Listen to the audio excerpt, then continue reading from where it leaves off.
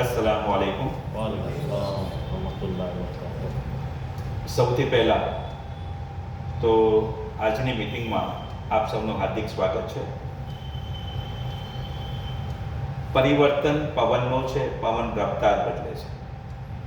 પરિવર્તન પવનનો છે, પવન રફતાર બદલે છે. જે દિશા બદલે છે એ જ દશા બદલે છે. મિત્રો, આપણે એક ચોક્કસ હેતુ માટે ભેગા થયા છે અને હેતુ શું છે એ બધાને જ આપણને ખબર છે. મીટિંગની શરૂઆત એક નાનકડી સ્ટોરીથી કરીશ. નાની વાર્તા છે, કદાચ તમને આ કામ લાગશે જીવનમાં.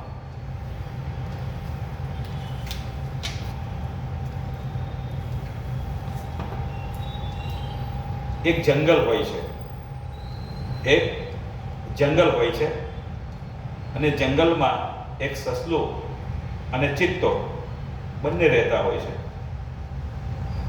એક દિવસ સસલો ખૂબ દોડતો હોય છે, એની પાછળ ચિત્તો. સસલું આગળ, ચિત્તો પાછળ, સસલું આગળ, ચિત્તો પાછળ, સસલું આગળ, ચિત્તો પાછળ. આમ કરતા ઘણી બધી લાંબી દોડ થાય છે અને છેલ્લે સસલું પોતાનું જાન બચાવી અને બિલમાં ભરાઈ જાય છે. બિલ એટલે ખ્યાલ છે, એનું જે બાકોર હોય છે તે એમાં એ ભરાઈ જાય છે. અને પેલો જે ચિત્તો છે એ બિલ પાસે આવીને થંભી જાય છે અને હાંફે છે અને સસલાને કહે છે કે ભાઈ, હું આટલો બધો કદાવર, આટલો બધો તાકાતવર, આટલો બધો ચપળ અને તું નાનકડો નાજુક, છતાં હું તને પકડી નહીં શક્યો. તો એની પાછળનું કારણ શું? મારે જાણવું છે. તું મને આ જણાવીશ? તો સસલું કહે છે કે હું જણાવીશ, પણ જો હું તને એ જણાવવા માટે બહાર આવું તો મને ખબર છે તું શું કરશે. ના ના, એમ કે હું તને કંઈ નહીં કરું, એમ કે બસ આટલો મને જવાબ જાણવો છે કે હું તને પકડી કેમ ના શક્યો. તો સસલાએ જવાબ આપ્યો કે તમે મને જે સવાલ પૂછ્યો છે કે તમે મને કેમ પકડી નહીં શક્યા, તો હું તમને સવાલ પૂછું છું કે તમે મારી પાછળ શા માટે દોડતા હતા? સસલાએ શું સવાલ પૂછ્યો? મારી પાછળ દોડવાનું તમારું કારણ શું હતું? તો ચિત્તાએ જવાબ આપ્યો કે મને ભૂખ લાગી હતી અને મને ખાવાની ઈચ્છા થઈ એટલે હું તારી પાછળ દોડ્યો. બસ મારું આ જ કારણ હતું કે મને ભૂખ લાગી હતી અને મારે ભોજન કરવું હતું ને મારે ભોજનની શોધમાં નીકળ્યો, તું દેખાઈ ગયો એટલે હું તારી પાછળ દોડ્યો. તો બસ તમારું જે કારણ હતું મારું કારણ બીજું હતું. તો કે તારું શું કારણ હતું ભાઈ, જણાવો ને મને, એ તો જાણવા માંગુ છું. તો કે જો તમારું કારણ એક ટાઈમનું ભોજન હતું અને મારું કારણ છે ને મારી જિંદગી બચાવવાનું હતું. મારું કારણ મારી જિંદગીને બચાવવાનું હતું. જો હું ફાસ્ટ નહીં દોડતે, ચપળતાપૂર્વક રસ્તો બદલીને નહીં દોડતે તો તમે મારો નાસ્તો કરી ગયા હોત કે ભોજન કરી ગયા હોત. તો આજે પણ આખી દુનિયામાં જે લોકો કામ કરે છે એ શાના માટે કામ કરે છે સર? રોટી, કપડાં ને મકાન. આ ત્રણ કારણ સિવાય સવારે કોઈ ઉઠતો પણ નથી અને રાતના મોડે સુધી જાગે છે અને ખૂબ મહેનત કરે છે. શું કરે છે? ખૂબ મહેનત કરે છે. શાના માટે? એક ટાઈમના ભોજન માટે. તો તમે વિચારો કે બેમાંથી કયું કારણ જે ઇમ્પોર્ટન્ટ હતું? કયું અગત્યનું કારણ હતું? એક સમયનું ભોજન કે જિંદગી? આ બે જે વ્યક્તિ હતા, સસલું અને ચિત્તો, એ બેમાંથી મહત્વનું કારણ કયું હતું? જિંદગી બચાવવી કે એક ટાઈમનું ભોજન? જિંદગી હતી ને. તો આપણે વિચારો કે આપણે શાના માટે કામ કરીએ છીએ? રોટી કપડા માટે કામ કરીએ છીએ. રોટી, કપડા ને મકાન, આ ત્રણ વસ્તુ માટે આપણે કામ કરીએ છીએ. સવારથી સાંજ સુધી ખૂબ મહેનત કરીએ છીએ. પરંતુ આપણે પહેલી જરૂરિયાત છે જે પૂરી થાય છે, એની ઉપરવાળાનો વાયદો છે કે હું તમને કદાચ ભૂખા ઉઠાડીશ ખરો પણ ભૂખા સુવડાવીશ નહીં, અને એ વાયદો પૂરો થાય છે. એટલે આપણે જરૂરિયાત સંતોષાય છે. બીજો નંબર પર આવે છે શોખ. શું આવે છે? શોખ. બીજા નંબર પર જે આવે છે શોખ છે. આ શોખ જે છે સારું ખાવાનું, સારા કપડાં અને સારું ફરવાનું. આ માણસના 3 જાતના શોખ હોય. આમ તો શોખના 2 પ્રકાર છે, સારા અને ખરાબ.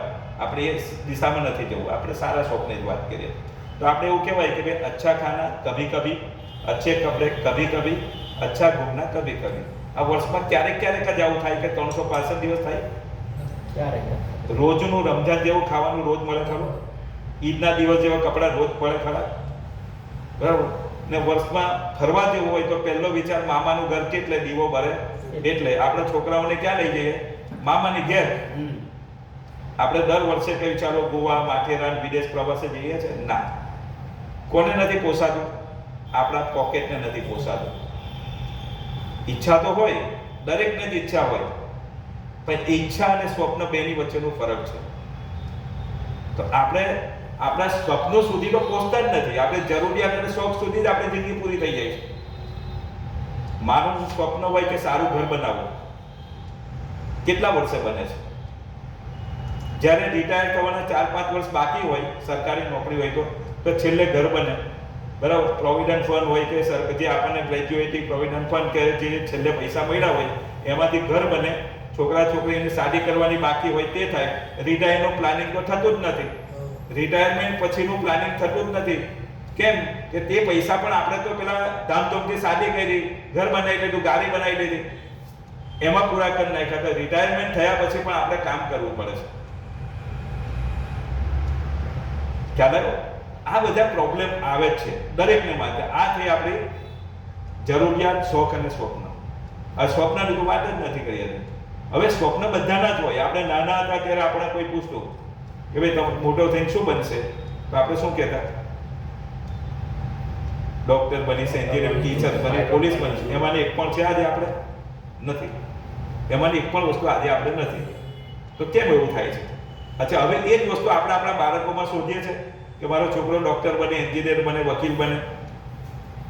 જો તમારું એ સ્વપ્ન પૂરું નથી થયું તો તમને લાગે છે એ સ્વપ્ન બી પૂરું થશે?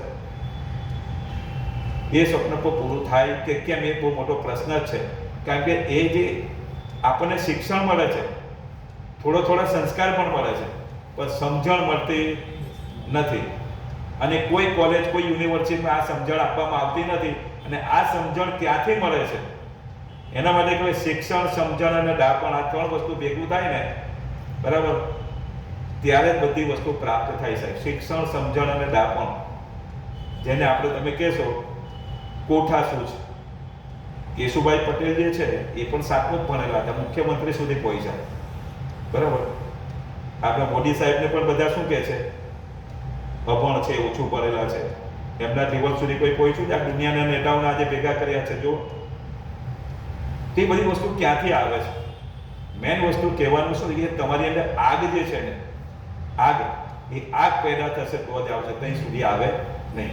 એકવાર આકાશની અંદર બાજ પક્ષી ઉડી રહ્યું હતું. આકાશમાં બાજ પક્ષી ઉડી રહ્યું હતું. તો એની નીચે એનું બાળક જે હતું ને, એ બાજ પક્ષીનું બાળક જે હતું એ પણ ઉડતું હતું. એને શીખવાડતી હતી માં કે ચાલ તને આકાશમાં ઉડતા શીખવાડું.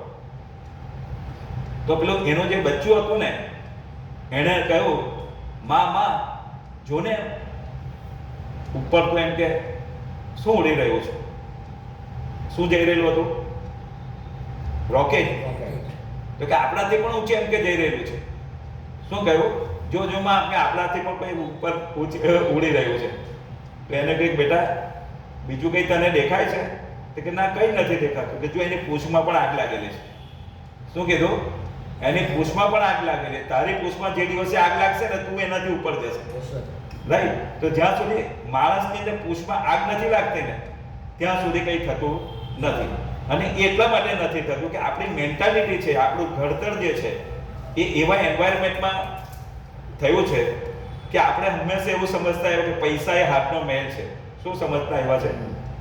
પૈસા એ હાથનો મેલ છે, આજે છે ને કાલે નથી. જો તમે જે વસ્તુને પ્રાપ્ત કરવામાં આ પાડી છે, મને ચોખ્ખું લાગશે તો હું પીશ, પણ અંદર કંઈ કચરો લાગશે તો હું સાઈડ પર મૂકી દઈશ, ગંદુ લાગશે તો બાજુ પર મૂકી દઈશ. પૈસાને તમે જો ગંદો સમજતા હોય તો આવે ખરો? નેમત છે અલ્લાહની. શું છે? એ અલ્લાહની નહેમત છે. દુનિયાની બધી નહેમતો પૈસાથી કરી રહી, કોઈ મફતમાં આવે છે પૈસા સિવાય? તો એને જો આપણે હાથનો મેળ સમજતા હોય તો આપણી પાસે આવે નહીં. તો આ બધી વસ્તુ બેઝિક મેં તમને જે બતાવ્યું, મારા બીજા સેશનનો આ સબ્જેક્ટ છે. આ મારો બીજા સેશનનો સબ્જેક્ટ છે. પણ આ એટલા માટે કહ્યું કે તમે ચોક્કસ બિઝનેસ માટે આપણે ભેગા થયા છે. હવે મોર પોઈન્ટ પર આપણે જઈએ છીએ કે આપણે એ બિઝનેસમાં જો કામ કરતા હોય અથવા કરવા માંગતા હોય તો ક્યારે સફળ થવાય? આપણને બધાને રિઝલ્ટ જોઈએ છે. શું જોઈએ છે? રિઝલ્ટ. પણ એફર્ટ કરવું નથી. આપણે એફર્ટ એટલે પ્રયત્ન, મહેનત કરવી પડે તો રિઝલ્ટ આપોઆપ આવશે. પણ એ રિઝલ્ટ છે ને એ પણ સાચી દિશાની જોઈએ. કેવી જોઈએ? સાચી દિશાની. એટલા માટે જ મેં પહેલા કહ્યું કે પરિવર્તન પવનનો છે, પવન રફતાર બદલે છે, જે દિશા બદલે છે એ જ દશા બદલે છે. તમે જે મહેનત કરો છો ને એ મહેનતની દિશા બદલવી પડે સાહેબ, એની પદ્ધતિ બદલવી પડે. જ્યાં સુધી એ તમારી દિશા નહીં બદલાય ત્યાં સુધી પદ્ધતિ નહીં બદલાય. માનો કે સામેની બિલ્ડિંગ પર ચડવું હોય, બરાબર, તો નિશાની ત્યાં મૂકવી પડે કે આ બાજુની બિલ્ડિંગ પર મૂકવી પડે? ક્યાં મૂકવી પડશે? એ બિલ્ડિંગ પર જ મૂકવી પડશે. તમારે આ બિલ્ડિંગ પર મૂકશો નિશાની બહારથી તો ઉપર ચડી શકવાના નથી. તો આપણે જ્યાં પહોંચવું છે એ દિશા પર, એ બિલ્ડિંગ પર આપણે નિશાની મૂકવી પડે. બીજી વસ્તુ આવે કે ભાઈ આપણે જે બિઝનેસ કરીએ છીએ, આપણે ઘણા માનો કે અત્યારે દરેક પોતપોતાના બિઝનેસમાં હશે જ. આ તો તમારો કદાચ સાઈડ બિઝનેસ હશે, હું માનું છું ત્યાં સુધી. આ રિયલ એસ્ટેટ છે એ તમારો સાઈડ બિઝનેસ હશે અથવા તમે સાઈડ બિઝનેસ કરવા માંગતા હશો, બરાબર. તો તમે કોઈ પણ બિઝનેસ કરો, નોકરી તો ઠીક છે કે ભાઈ તમે પ્રાઇવેટ નોકરી કરી હોય કે સરકારી નોકરી કરી હોય એ તો બાય ચોઇસ કે બાય ચાન્સ આવી ગઈ અને પૂરું થઈ ગયું. પણ તમે બિઝનેસ કરો એમાં તો ચોઇસ તમારી પાસે છે ને.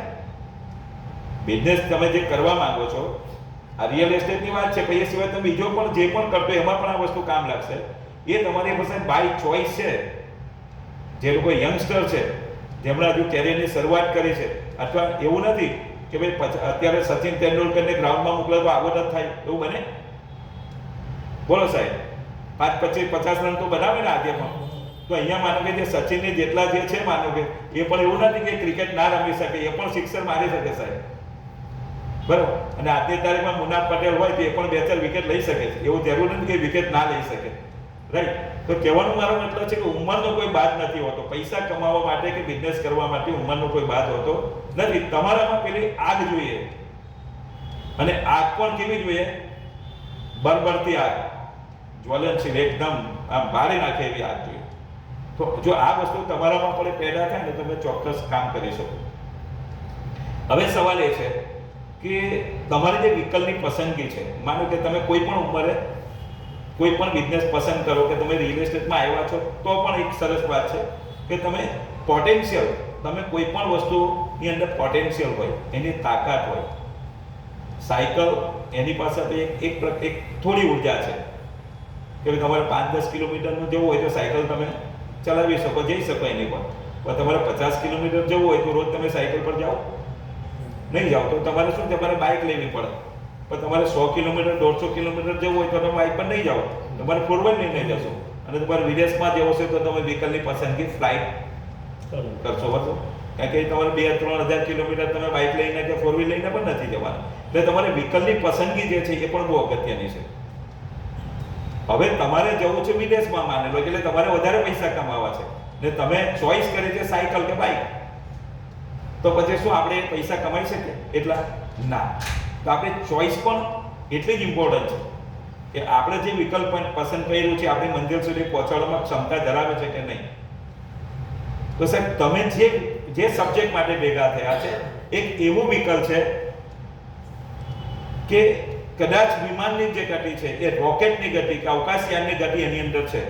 એની અંદર એટલી બધી ક્ષમતા છે રિયલ એસ્ટેટમાં કે તમે ઝીરોમાંથી હીરો બની શકો છો. તમે ઝીરોમાંથી હીરો બની શકો છો. તમારી પાસે એક પણ રૂપિયો ના હોય તો પણ તમે આ બિઝનેસમાં કરોડપતિ થઈ શકો. એક પણ રૂપિયો તમારી પાસે ઇન્વેસ્ટમેન્ટ કરવાનો ના હોય તો પણ તમે આ બિઝનેસમાં કરોડપતિ બની શકો છો. તો કે ભાઈ કેવી રીતે? તો સવાલ આવે તો કેવી રીતે? તો એના માટે સૌથી પહેલો પ્રિન્સિપલ છે કે વાય, શા માટે તમે આ બિઝનેસમાં આવો છો એ કારણ તમારામાં શોધવું પડશે. તમારે 1000 રૂપિયા કમાવા છે એટલે આવો છો મહિને? અરે રોજના 1000 રૂપિયા કમાવા છે એટલે આવો છો? રોજના 5,000 કમાવા છે એટલે આવો છો, રોજના 10,000 કમાવા છે એટલે આવો છો? શાના માટે આ બિઝનેસમાં આવો છો? તો તમારી પાસે એક વિઝન હોવું જોઈએ. શોર્ટ ટર્મ આ બિઝનેસ નથી. આ બિઝનેસની શરૂઆત જ્યારથી આ દુનિયા બની છે, આદિ માનવ ગુફામાં રહેતો, તો શું એ ગુફા બનાવવાનું કામ પેલો રહેતો હતો એ જ કરતો હતો કે બીજા કોઈ બનાવવામાં કારીગરો પણ હશે? તો એ આદિ માનવ કાળથી આજ સુધી અને જ્યાં સુધી આ પૃથ્વીનું અસ્તિત્વ રહેશે ત્યાં સુધી રિયલ એસ્ટેટ બિઝનેસ ચાલશે. આ દુનિયામાં જેટલી પણ આ વસ્તી વધશે તો આ બિઝનેસનો ગ્રોથ વધારે થશે. આ બિઝનેસમાં તાકાત છે. આ બિઝનેસ સૌથી વધારે કરોડપતિ આ બિઝનેસે બનાવ્યા છે, ને સૌથી ઓછા ભણેલા લોકોને અને સૌથી ઓછા પૈસાદાર લોકોને પણ આ બિઝનેસે કરોડપતિ અબજોપતિ બનાવી દીધા છે. તમે સુરતમાં પણ તમે જોઈ લેજો, સુરતમાં પણ તમે નજર નાખશો તો બિલ્ડરો જે છે એ કઈ બહુ વધારે ભણેલા નથી. તમે બધા બિલ્ડર ભણેલા નથી તો આટલા બધા પૈસા આવે ક્યાંથી? શું એ જન્મજાત માલદાર હતા? ના, એ લોકોએ પણ સાચી દિશાની મહેનત કરી અને એક વિઝન રાખ્યું. તમારે ખાલી વિચાર કરો કે શું ખાલી તમારે બ્રોકર તરીકે જ કામ કરવું છે આખી જિંદગી, કે બ્રોકરમાંથી ટ્રાન્સફોર્મેશન લઈને તમારે બિલ્ડર થવું છે? તો થવાય સાહેબ. એના માટે તમારી પાસે શોર્ટ ટાઈમ નહીં પણ મિડલ ટર્મ અને લોંગ ટર્મ પ્લાન જોઈએ. એટલીસ્ટ તમારે 2 વર્ષ તો એવું કામ કરવાનું છે, આંખ બંધ કરીને 2 વર્ષ તમે એકદમ પ્લાનિંગ સાથે કામ કરો તો તમે ચોક્કસ 5 વર્ષ પછી તમે એક નાને સરખા પોતાના કામની શરૂઆત કરીને પણ આગળ વધી શકશો. તમે સારી ટીમ બનાવી હશે તો તમે સારી ટીમમાં 2-4 મિત્રો થઈને પણ આ કામ કરી શકશો, રાઈટ? તો પણ તમારે લોંગ વિઝન રાખવું પડશે. તમે વારસામાં બિઝનેસ તમારી પેઢીને પણ આપી શકશો. તમારી સામે જે હું બેઠો છું, બરાબર, મેં 25 વર્ષોની એડવર્ટાઇઝિંગનો બિઝનેસ કર્યો છે. મારું જે બેકગ્રાઉન્ડ જે છે એડવર્ટાઇઝિંગ એન્ડ માર્કેટિંગ, બરાબર, નાના પ્રોડક્ટથી લઈને ઇન્ટરનેશનલ પ્રોડક્ટને પહોંચાડવાનું કામ હું કરતો હતો. હું કંપનીઓમાં ટ્રેનિંગ પણ આપતો હતો, લોકોને ટ્રેનિંગ પણ કન્સલ્ટિંગ પણ કરતો હતો. કોઈ પણ બિઝનેસ તમારે કરવો હોય, કોઈ પણ પ્રોડક્ટનું મેન્યુફેક્ચરિંગ કરવું હોય તો કેવી રીતે કરાય, આ મારો પ્રોડક્ટ અમે બનાવ્યો છે એનું માર્કેટિંગ પેકેજિંગ કેવી રીતે કરાય, એનું A to Z સુધીનું કામ હું કરતો હતો. મારું એ કામ હતું. મારી આખી એજન્સી ત્રિકોણ એડવર્ટાઇઝિંગ નામે હતી અને છેલ્લા 4-5 વર્ષની અંદર હું આ રિયલ એસ્ટેટમાં આવ્યો છું. અને મેં કોઈ બ્રોકરેજનું કામ કર્યું નથી. હું સીધો ડેવલપર બન્યો છું. તો સૌથી પહેલા કે તમારી પાસે 2-4 વસ્તુની સ્કિલ જોઈએ. શું જોઈએ આ બિઝનેસમાં? તમે શરૂઆત બ્રોકરથી કરો છો તો સૌથી પહેલા તો તમારી અંદર આ વસ્તુ ઇનબિલ્ટ હોવી જોઈએ. ઈમાનદારી, પ્રામાણિકતા. શું હોવું જોઈએ? એઝ અ બ્રોકર તરીકે તમારે પ્રતિષ્ઠા ઊભી કરવી હોય, બજારમાં 50 બ્રોકર હોય, લોકો તમારી પાસે શા માટે આવે? તો કે ભાઈ આ માણસ ઈમાનદાર છે, સાચું બોલીને ધંધો કરે છે, બરાબર, તમારું બિહેવિયર સારું હોય, બરાબર, તમારું વર્તન લોકો સાથે સારું હોય, તમારું કમિટમેન્ટ સારું હોય. તમે કોઈ 10 વાગે આપણે સાઈટ જોવા જવાની છે ને 10 વાગે તમે ત્યાં ઊભા હોય, ફોન કરે કે સાહેબ આપણે વાત થઈ હતી કે આગળ 4 રસ્તા પર ભેગું થવાનું છે, હું ત્યાં પહોંચી ગયો છું, બરાબર. હવે કસ્ટમર આવીને ઊભો હોય અને ફોન કરે કે ભાઈ બશીરભાઈ ક્યાં સુધી પહોંચ્યા છે? બસ હું લગભગ 10 મિનિટ છું, 10 મિનિટમાં પહોંચી ત્યાં જ રસ્તામાં જ છું, આટલો હું કપડાં ચેન્જ કરું છું, તૈયાર થઈ રહ્યો છું, હું નીકળું છું ઘરેથી. હવે પેલા ભાઈનું શું થાય સાહેબ? તમારા પ્રત્યે નેગેટિવ થાય. એ વ્યક્તિ કમિટેડ નથી, બરાબર. તો સૌથી પહેલા સફળતા મેળવવા માટેનો પ્રિન્સિપલ છે, આ બિઝનેસમાં હોય કે કોઈ પણ બિઝનેસમાં હોય, એટલીસ્ટ તમે જોબ કરતા હોય ને તો જોબમાં પણ પ્રમોશન મેળવવું હોય તો ટાઈમના પાબંદ હોવું ખૂબ જરૂરી છે, ઈમાનદાર હોવું ખૂબ જરૂરી છે, તમારું બિહેવિયર એ પણ એટલું જ સારું હોવું જોઈએ, બરાબર. માનો કે બાય ચાન્સ લેટ થવાય, કોઈ જરૂર નથી કે કોઈ વખત ના થવાય, પણ એમાં તે સમય પેલાને એવું લાગે યોગ્ય કારણ હશે તો જ બશીરભાઈ લેટ પર, બાકી બશીરભાઈ 10 વખત તો રાઈટ ટાઈમ આજે કંઈક હશે જ કારણ. હલો.